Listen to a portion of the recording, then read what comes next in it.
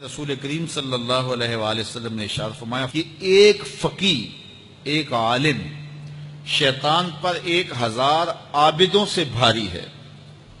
1000 عابد عبادت میں لگے ہوں شیطان کو، ان کی وہ ٹینشن نہیں ہوتی جو ایک عالم کی ٹینشن ہوتی ہے۔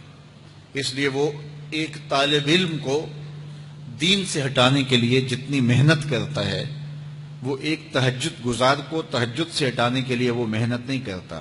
ہمارے استاد فرمایا کرتے تھے کہ شیطان تخت لگا کے بیٹھ گیا تو کسی نے آ کے بتایا کہ میں 2 آدمیوں کے درمیان لڑائی ڈال دی ہے، تو وہ بڑا خوش ہوا، تھپکی دی اپنے چیلوں کو کہ تو نے بہت اچھا کیا ہے۔ پھر کسی نے آ کے بتایا کہ میں نے چوری کی واردات کروا دی ہے، تو اس نے اس کو بھی تھپکی دی۔ پھر کسی نے کہا کہ میں نے جو ہے وہ برائی اور بدی تک لوگوں کو پہنچا دیا ہے، اور زناکاری میں لوگ میری کوششوں سے مبتلا ہو گئے ہیں، تو اس نے کہا واہ واہ تو نے بھی بہت اچھا کام کیا، اس کو بھی داد دی۔ تو مختلف لوگ آ کے اپنی کاروائیاں اس کے چیلے چانٹے بیان کرتے رہے، اور ایک آیا اور اس نے کہا کہ ایک طالب علم جا رہا تھا تو میں نے اس کو ورغلا کر کے جو ہے وہ دین کی راہوں سے دور کر دیا ہے۔ تو وہ پڑھنے جا رہا تھا لیکن اس نے اپنا رخ بدل لیا، تو وہ اچھل پڑا۔ تو باقیوں نے کہا کہ ہم نے اتنے بڑے بڑے کام کیے ہیں، یہ تو ایک معمولی کام تھا۔ اس نے کہا تمہیں نہیں پتا یہ کتنا بڑا کام کر کے آیا ہے۔ تو شیطان انسانوں کے روپ میں بھی ہوتا ہے۔ تو بعض اوقات جو علم پڑھنے والے ہوتے ہیں ان طلباء کو شیطان بھی وسوسہ اندازی کرتا ہے، اور بعض لوگ بھی کہتے ہیں جی تمہارا مستقبل کیا ہوگا۔ دینی طلباء کے لیے بڑے مسائل ہوتے ہیں، وہ کہتے ہیں جی تمہارا مستقبل کیا ہوگا۔ مستقبل سمجھا کس کو ہے؟ 45 سال زندگی کو ہے ٹوٹل، جو زندگی ہماری یہ ایوریج زندگی نکالی ہے، کسی کی 60 سال بھی ہو جاتی ہے، لیکن ایوریج کہتے ہیں 45 سال یہاں زندگی ہے۔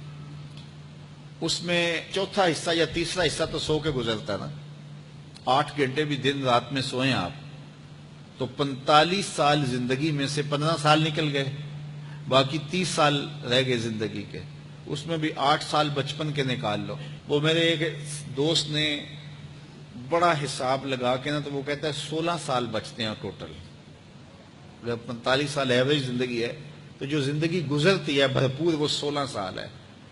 تو میں کہتا ہوں کہ 1 سال جو ہے وہ یہ سیلفیوں کا بھی نکال لو، یہ بھی ہر جو ہے وہ آدھے گھنٹے کے بعد 5 منٹ یہ بھی صرف ہوتے ہیں۔ تو 15 سال 16 سال ٹوٹل زندگی ہے، اس کو مستقبل سمجھا جاتا ہے۔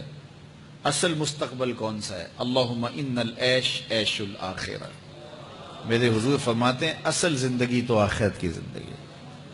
تو ہم اگر مستقبل اس کو قرار دے دیں اور یہ ساری زندگی جد و جہد کی زندگی قرار دیں اور آخرت کی کھیتی میرے حضور نے فرمایا، تو پھر مستقبل کا تصور ہی بدل جاتا ہے۔ دیکھیے اس 10-15 سالوں کو 20 سال لگا لیں ان کو اچھا گزارنے کے لیے۔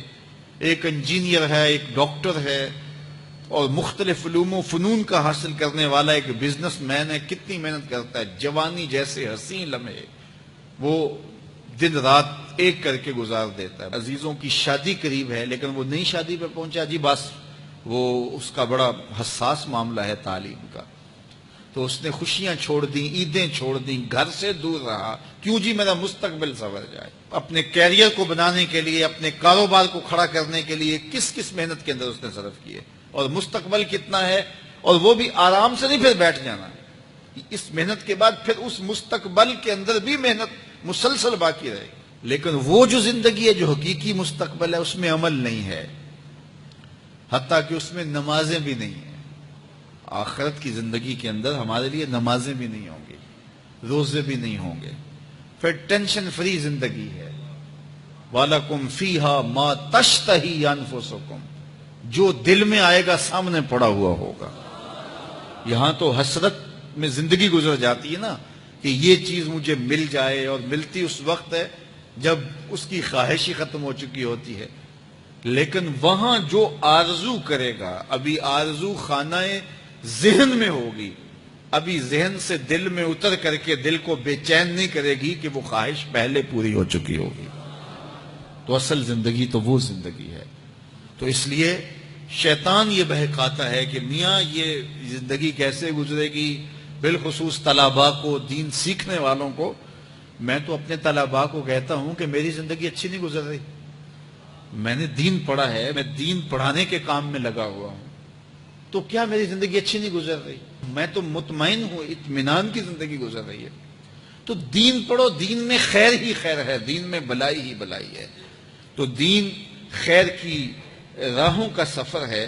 دنیا میں 4 طرح کے لوگ پائے جاتے ہیں۔ پہلا بندہ وہ جس کو اللہ نے مال بھی دیا ہے، علم بھی دیا ہے، شعور بھی ہے، ضروریات دین کا علم بھی ہے، اللہ تعالیٰ نے اس کو فہم عطا کیا ہے، علم دیا ہے، اور وہ اس مال میں اپنے رب سے ڈرتا ہے کہ اس کو غلط جگہ خرچ نہیں کرنا، اور صلہ رحمی بھی کرتا ہے، رشتہ داروں کے حقوق کا خیال بھی رکھتا ہے، اس میں جو اللہ کا حق ہے اس کو بھی ادا کرتا ہے، صلہ رحمی بھی کرتا ہے، اللہ کا حق ادا بھی کرتا ہے، اور جو ہے وہ اللہ سے ڈرتا بھی ہے، مال کو غلط خرچ بھی نہیں کرتا۔ میرے حضور فرماتے ہیں کائنات میں سب سے افضل شخص دیکھنا ہے تو یہ شخص ہے، کائنات میں سب سے افضل شخص یہ ہے کہ جس کو مال بھی دیا گیا اور جس کو علم بھی دیا گیا، اور وہ گڑبڑ نہیں کرتا، وہ اللہ سے ڈرتا ہے، صلہ رحمی کرتا ہے، اور مال کا حق ادا کرتا ہے، تو یہ سب سے افضل شخص ہے۔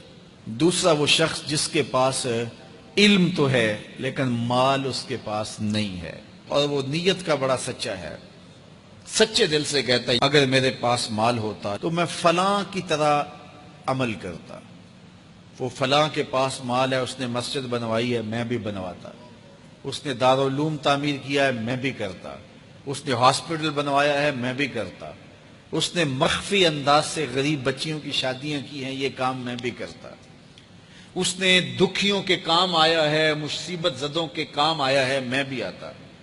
تو وہ کہتا ہے کاش کہ میرے پاس، اور یہ سچے دل سے کہہ رہا ہے، یہ نہیں کہ ہوتا تو پھر یہ اوپر اس میں کہہ رہا ہے ہو تو پھر تیور ہی بدل جاتے ہیں نا۔ صادق کو نیت ہوتا ہے کہ اگر واقعی اس کو وہ نصیب ہو جائے تو وہ وہیں کھڑا نظر آئے، تو حضور فرماتے ہیں وہ ہو بھی سچی نیت والا، سچی نیت والا، اور وہ کہتا ہے اللہ مجھے اگر مال دے میں فلاں کی طرح عمل کروں گا۔ میرے رسول فرماتے ہیں قیامت کے دن جب نامہ اعمال تولا جائے گا دونوں کے عمل برابر ہوں گے، اس نے خرچ کیا اور اس نے صرف نیت کی تو دونوں برابر کھڑے ہوں گے۔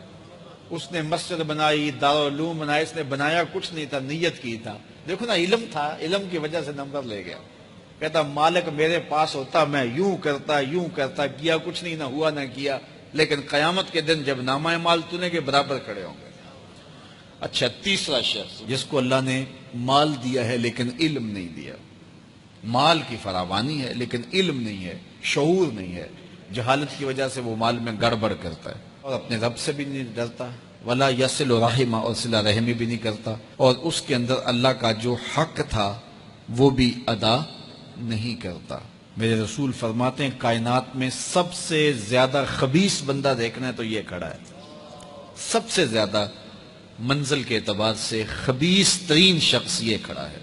چوتھا شخص کون سا ہے؟ جس کے پاس علم بھی نہیں ہے، جس کے پاس مال بھی نہیں ہے، اور وہ کہتا ہے کہ اگر میرے پاس مال ہوتا تو میں بھی فلاں کی طرح عیش کرتا، میں بھی یوں موج میلہ کرتا، مستیاں کرتا، شرابوں کے جام لڑاتا، یوں ناچ گانا کی محفلیں، رقص و سرود کی مجالس منعقد کرتا، میں بھی پھر من کی خوشیاں پوری کرتا۔ تو وہ جہالت کی وجہ سے وہ کہتا ہے کہ اگر میرے پاس مال ہوتا تو میں بھی اس کی طرح عیش و عشرت کرتا۔ اللہ اکبر۔ میرے رسول فرماتے ہیں کل قیامت کے دن جب نامہ اعمال تولے جائیں گے تو دونوں ایک ہی جگہ پہ کھڑے ہوں گے، اس نے کیا بھی کچھ نہیں لیکن اس کے ساتھ کھڑا ہوگا۔ اب ان 4 لوگوں میں سے کسی ایک جگہ تو کھڑا ہونا ہے ہم نے، جس کو اللہ نے مال بھی دیا ہے، علم بھی دیا ہے، تو وہ کہاں کھڑا ہوتا ہے؟ اور جس کے پاس علم ہے مال نہیں، جس کے پاس مال ہے علم نہیں، جس کے پاس نہ علم ہے نہ مال ہے، تو ہم میں سے ہر شخص کسی ایک پوزیشن میں تو ہے۔ اب ہم اپنے آپ کو کھڑا کریں اور ساری زندگی پھر وہاں کھڑا رکھیں، خیر کی راہ پہ کھڑا کریں کہ مالک شعور بھی دے، اپنے راستے کے اندر خرچ کرنے کی توفیق بھی دے، مال بھی دے اور توفیق بھی دے، تاکہ میں ان بندوں میں سے ہو جاؤں جن پہ تیری رحمتوں کا نزول ہوتا ہے۔ آفاق کے ہر ہر گوشے میں قرآن سنا کر دم لینا، اب رکنا نہیں، اب تھمنا نہیں، فردوس میں جا کر دم لینا، آفاق کے ہر ہر گوشے میں قرآن سنا کر دم لینا، اب رکنا نہیں، اب تھمنا نہیں۔